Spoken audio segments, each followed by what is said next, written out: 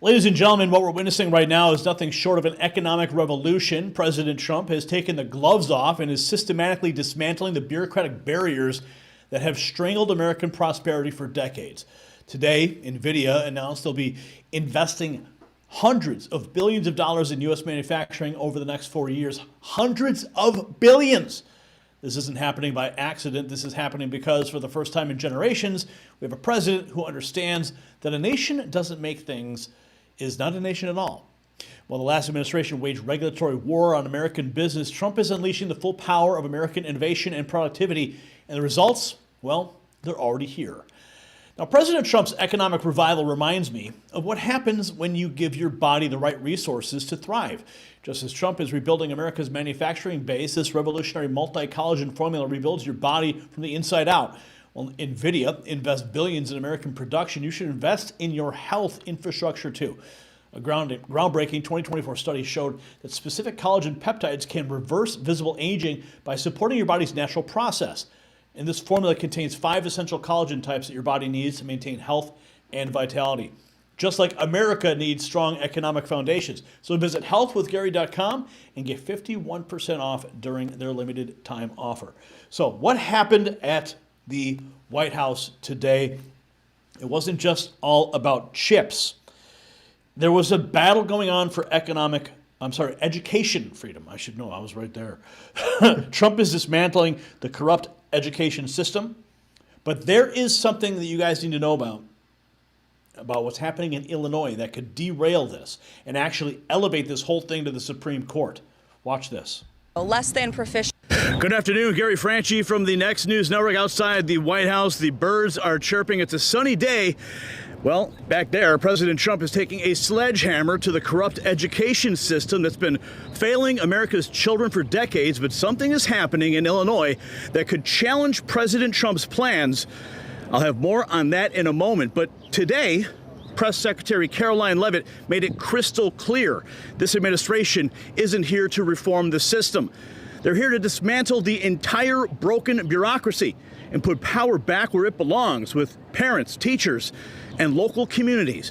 Now let's talk about the disaster that Trump is cleaning up. And it's a big one. We're talking about the Department of Education wasting $3 trillion since 1979. Math and reading scores have collapsed. 60% of fourth graders can't even do math. 70% of eighth graders can't read at grade level. We rank 28th in the world in math. And what are kids learning instead? Gender ideology, climate hysteria, and anti-American propaganda. Well, Donald Trump, he says enough. And today, Leavitt lit the media on fire when she called out the corrupt teachers unions for running a racket that traps kids in failing schools while their own leaders send their children to elite private academies. And when reporters try to spin it, well, she dropped the hammer. Watch this. Caroline, what do you say to critics of the president's education plan? Where was their criticism of our nation's failing test scores for the last several decades? The Department of Education was founded in the 1970s, and since then we have spent more than $3 trillion at this federal bureaucracy. What has been the return on that investment for the American taxpayer? Levels that are less than ideal, less than proficient. Our children's test scores are incredibly concerning when it comes to reading rates, literacy rates, math, and science test scores. The numbers prove that, and this president is finally taking much needed action to return education to where it belongs, and that's to educators closest to students in their classrooms in their respective states. We're going to have a great event here later at 4 o'clock. There will be students here, teachers here, parents here, educators, and of course governors from around the country who are very excited about taking on this responsibility to educate our nation's students. Who's going to run federal student loans? So the Department of Education will be much smaller than it is today. As you know, the president's executive order directed Linda McMahon to greatly minimize the agency. So when it comes to student loans and Pell Grants, those will still be run out of the Department of Education, but we don't need to be spending more than $3 trillion over the course of a few decades on a department that's clearly What happened? failing in its initial intention to educate our So students. is the federal Caroline, government going to be is it going to spending be less? much smaller than it is? Is it not going to be shut down completely? And then I have a second question. As I said, Pell Grants and student loans will still be run out of the department in Washington, D.C., but the great responsibility of educating our nation's students will return to the states. And the Department of Education plays a critical role in enforcing civil rights laws that prohibit discrimination. Who's going to do that now? Any critical functions of the department, such as that, will remain. But again, we're greatly reducing the scale and the size of this department. Boom, there it is. No more federal cash for failing schools. No more teachers' unions dictating curriculum. No more indoctrination. It's all over. And get this, Trump is pushing for the largest school choice expansion in U.S. history. He wants parents to decide where their kids go to school, not union bosses or D.C. bureaucrats. But here is the problem. Are you ready for this? The leftist tyranny, it persists.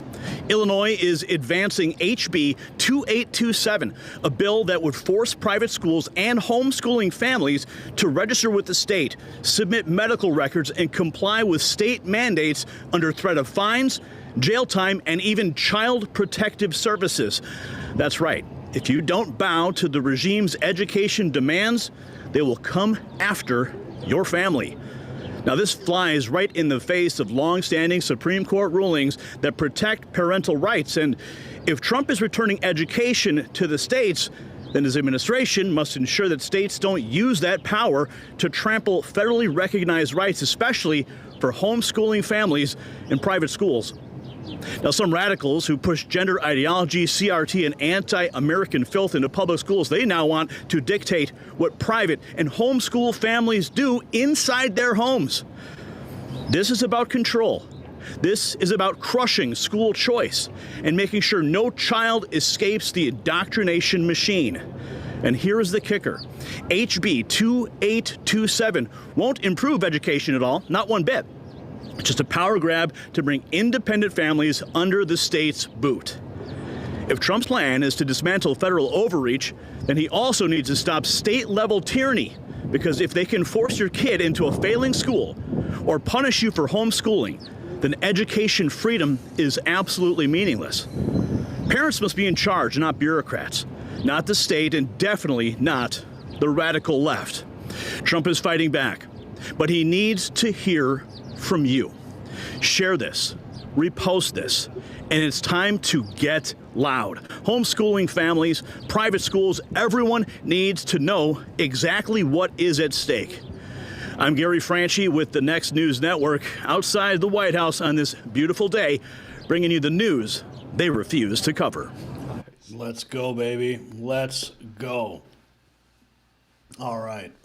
So that was my hit outside the White House. Right before the event took place, the signing ceremony. But we got more news to get to here.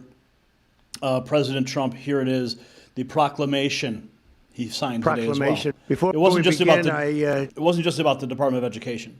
Just want to announce that I signed a proclamation a few moments ago honoring the 250th anniversary of Patrick Henry's famous speech to the Second Virginia Convention, in which he declared very well-known, very famous words, "Give me liberty or give me death." Has anyone heard the phrase? I think most of you have. Before we begin, I just want to announce.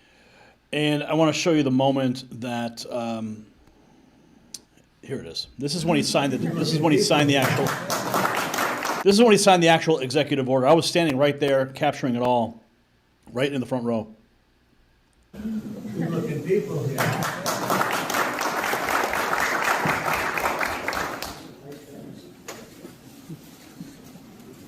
Should I do this?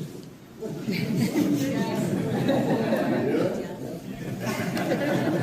think so.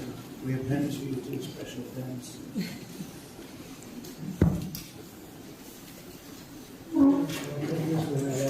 They all open up their own executive order. Document that turned out to be very good for the country, and I said, let's use that same pen. I don't know, is anybody superstitious? Ron, are you superstitious? Let's use that same pen.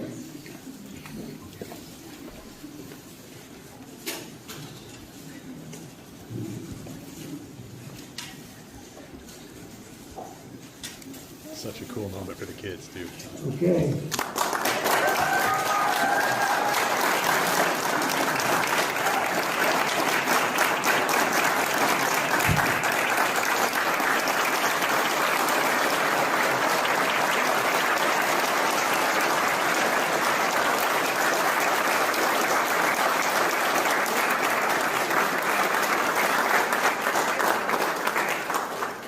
You come up just to say. That's it's very important. Big factor here. Good luck. Good luck.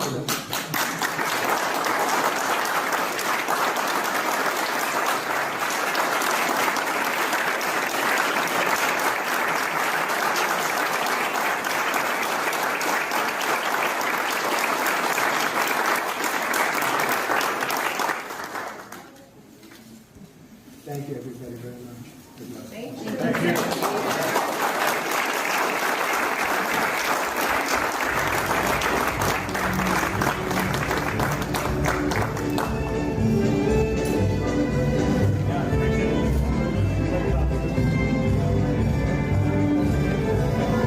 Come over here, shake my hand.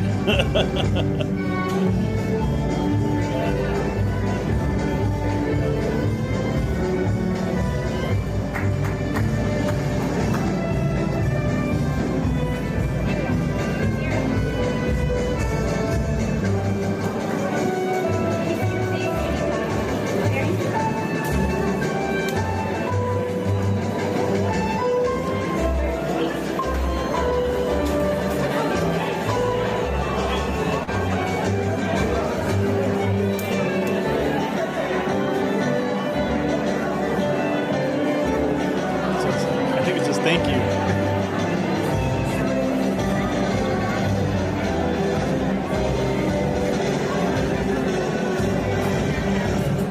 That kid is famous now for sure, right?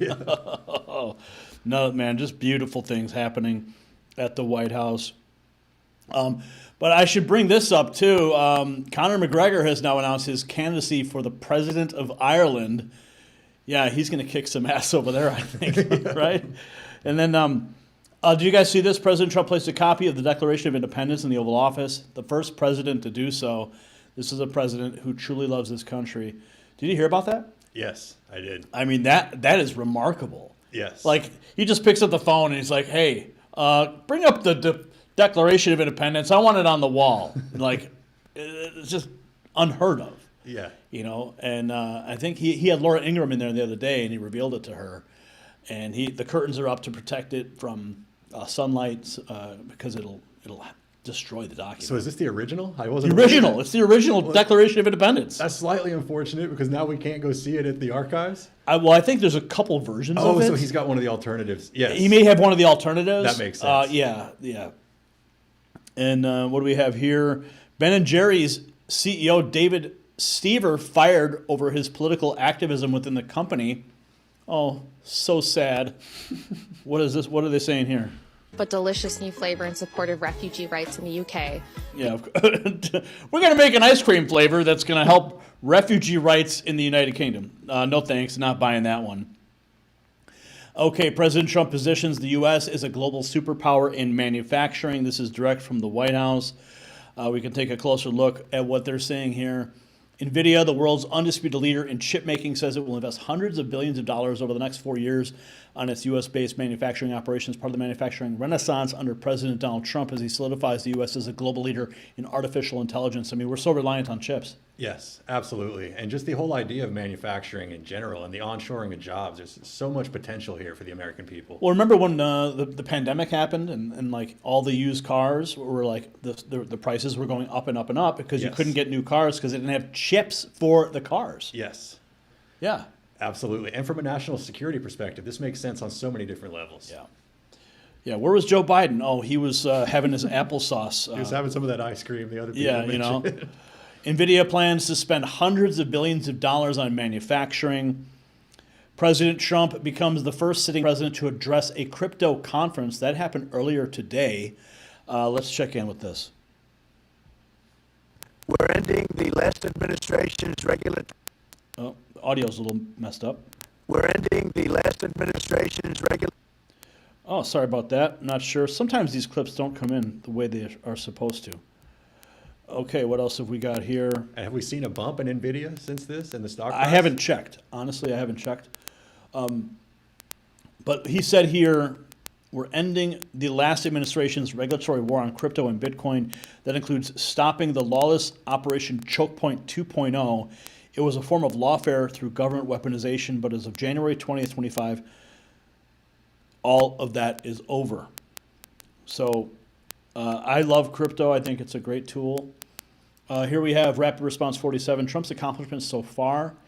Inflation, this is a screenshot of Fox News. Inflation down, gas prices below $3 a gallon, egg prices falling, border encounters plunge, mortgage rates decline. Everyone's so fixated on egg prices. And we ran a story yesterday about how it was one of President Trump's advisors, Hassett, I believe it was, and he said, yeah, the egg prices are going down because of, Joe Biden killed how many millions of chickens? Tens of millions of chickens, yeah. 2 months before Trump goes in office. Do you think that was clear sabotage? So people would see it in the grocery stores and then blame Trump? And blame Trump, yeah. And what's really interesting, your audience is probably familiar with Dr. Peter McCullough. He's done excellent work exposing vaccine issues with COVID and actually providing treatments.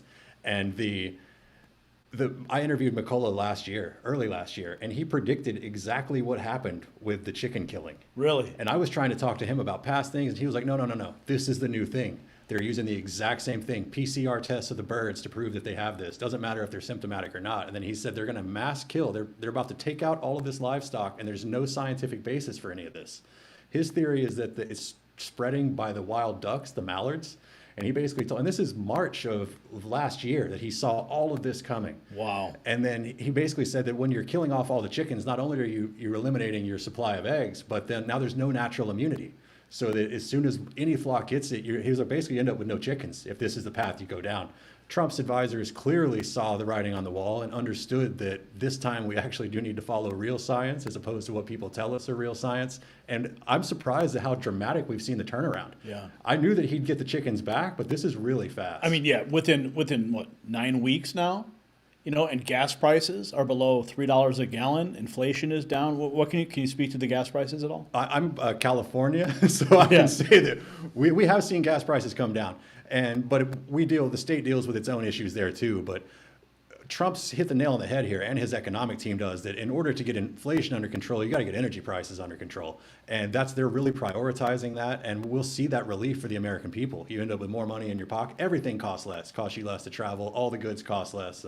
It's an incredible strategy, and I think it's blowing everyone away, not only the pace in which he works, but also the speed in which we're actually seeing results.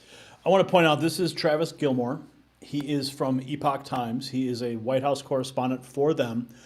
We met at the White House. We have, he's a great resource, especially for me when I'm in town.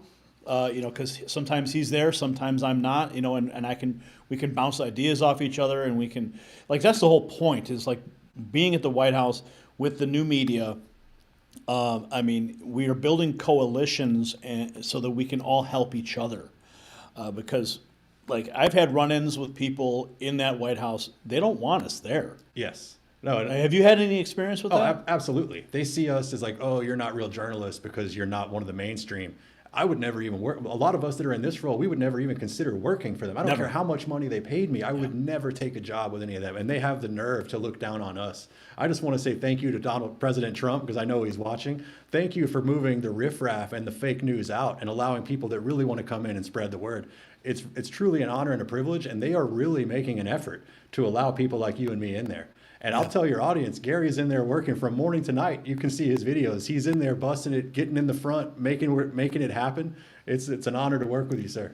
No, it's an honor to work with you, and I hope that you get picked for a question soon, and maybe I'll get picked for a question at some point. It's just a matter of time, really. You just got to keep, just meeting people and making connections, and that's what it all comes down to. What else have we got going on here in this thread? The Trump effect, Nvidia will spend hundreds of billions on U.S. manufacturing, according to the CEO. Trump said he's stopping the last administration's regulatory war on Bitcoin. Let's see if this clip is any better. At a Here we go. fraction of their value. We're ending the last administration's regulatory war on crypto and Bitcoin, and that includes stopping the lawless Operation Choke Point 2.0. Operation Choke Point went beyond regulation, and I mean far beyond. It was a form of lawfare through government weaponization. Frankly, it was a disgrace. But as of January 20th, 2025, all of that is over. I've also called on Congress to pass landmark legislation creating simple, common sense rules for stablecoins and market structure.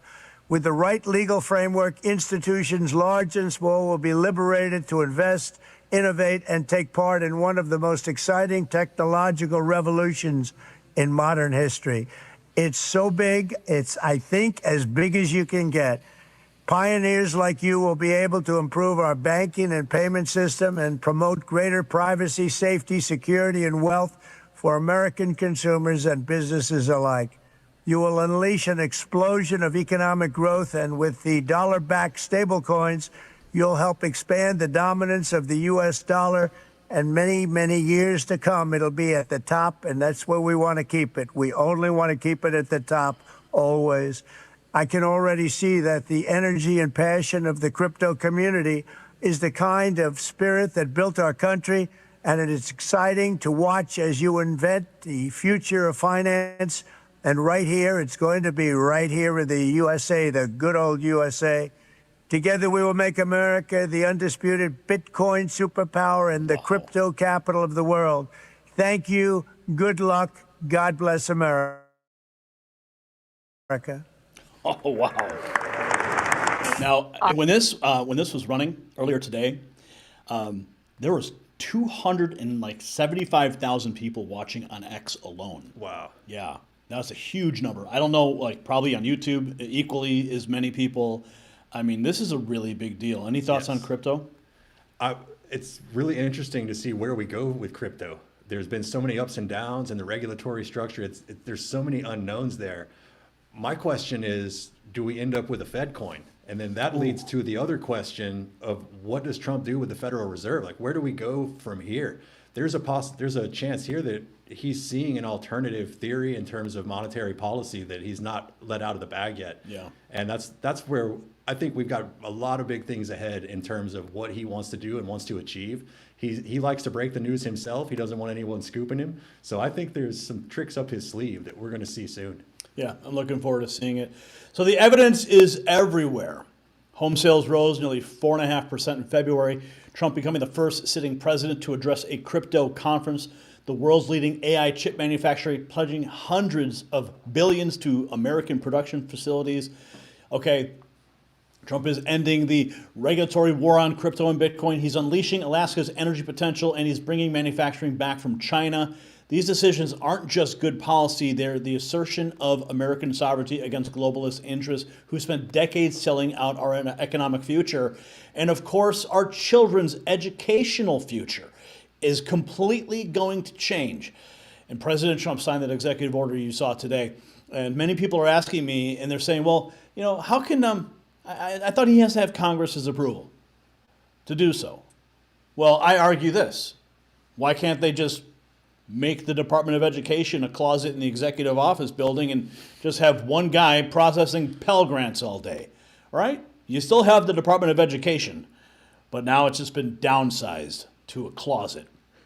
So we'll wait and see how that happens. But they did say that they're going to have, they're going to basically take all the critical elements that do provide support for education and move them into other departments. So a lot of those actions that the Department of Education is relied upon, and the people are screaming, "Oh my goodness, the children aren't going to have food stamps to eat and eat the garbage in the cafeteria." No, a lot of those programs are still going to be in place, but they're just not going to be in the Department of Education. Okay, so here's my question for you. Why did previous administrations, Republican and Democrat alike, allow America's industrial base to be gutted in the first place? Who benefited from our economic decline? And why did no one stop it until Trump? show your support for America's economic comeback with our exclusive Mag Avengers gear, our Next News hat, coffee mugs, everything there. And it's at shop.nextnewsnetwork.com. It's linked below.